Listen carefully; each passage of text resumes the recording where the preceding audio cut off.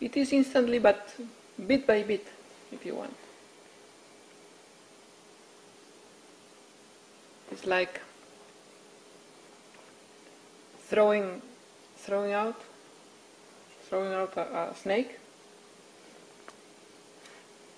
from the mouth. So it's not the whole snake that is in 1 second, because it's long, it's big one. So you keep pulling out. It's not you. Consciousness is doing that, the pulling out. So it may seem that, oh, things still coming out. Of course. But it's not intellect that is interfering anymore. Consciousness is watching that, being released, liberated. Whatever it takes, more. No more snakes inside. You know. No more scorpions or whatever. The metaphor. It is all thrown.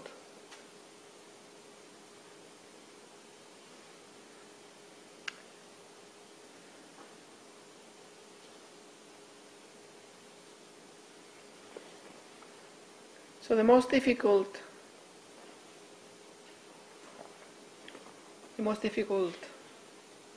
stage is from before to the first second of recognition.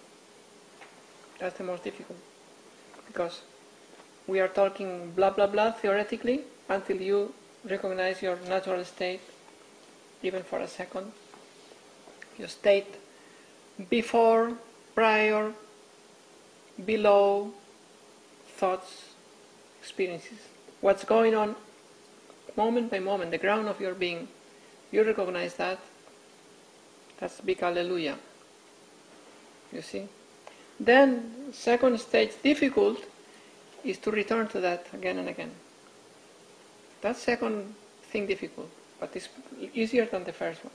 Than the first time to from the theoretical to, oh, now I know what they're speaking about. So that's the most difficult, because people is in the head completely. They have no idea what you're speaking. No idea. So it's like you're speaking for in the desert. Nobody understands. Well, somebody understands eventually. So but that's more difficult, to bring you to the point of actual recognition. Then the second difficulty, less difficult, is, okay, return to it more and more.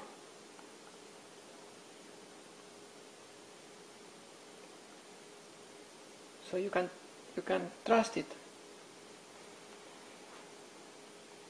Oh, yes. Part of me hears you very clearly. Very what?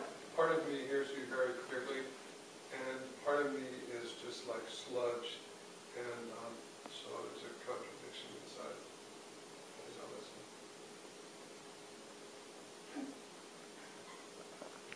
Well, maybe the contradiction between having recognized and still not doing of that your default, your habit. Because you get back to the intellect again and again and again. So that was what creates the contradiction, that you have not dropped the intellect. It's more emotional than intellectual, I think. Well, this will continue, the emotional part. This emotional part takes much longer.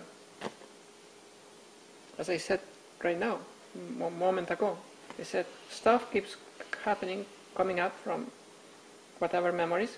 That's kind of emotional states or sensitive states or whatever that are reflective of attachments, tastes, tendencies. This is much more insidious and stronger than the intellect. Intellect basically is a computer that processes data, reason, logic, all that, and only that in our common initial stage we have invested too much in that machine to depend on it as if it had any say, any light about reality, which does not have, but the deluded state consists in believing that there's something to get from the intellect in itself, rather than seeing that it's just a tool of handling logic and data. So even if it's the general condition of most everyone, that people live in the head, some more than others, still that's easier to transcend than to transcend the whole mass of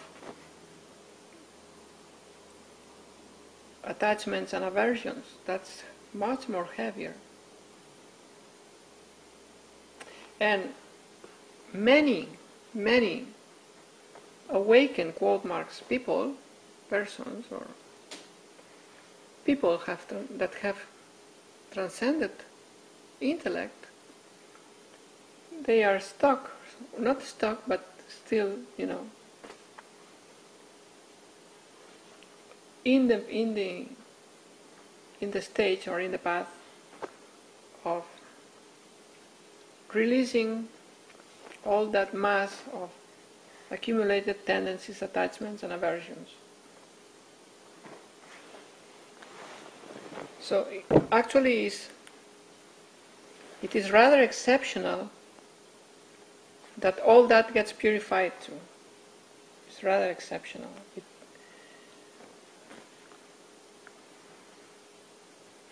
Is there always a progression? First mind goes and then the feelings? Yeah, mostly. Because as I said, mind is less heavy. Intellect, let's say. The rational apparatus is less heavier. Although most people don't live without it. Most people don't know how to live without it, as I said. Most people are addicted to their intellects as if it's, the all-knowing gem.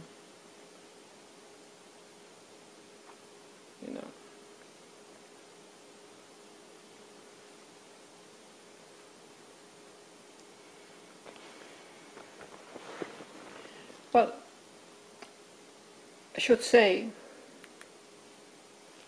that the intellect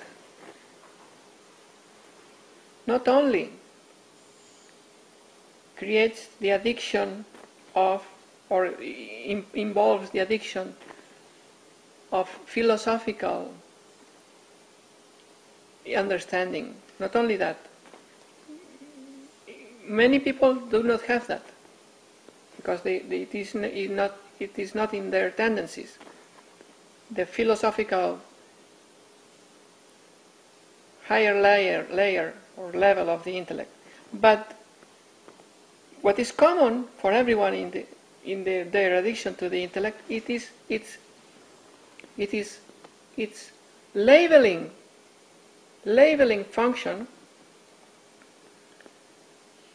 which is the source of delusion. To believe that this is this is that, this is the other. To not know that these are projections. As I said before, as I described before with the molds of the kids that superimpose in reality. Well, that function, superimposing labels, names,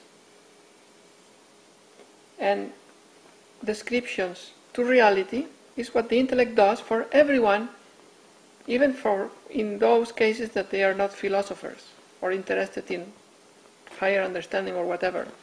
No, everyone goes on projecting names and labels. And that's the common and fundamental addiction, that is, if it's not seen through as basically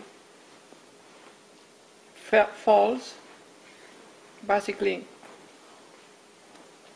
misleading about what reality is in itself, which is beyond concepts, delusion continues.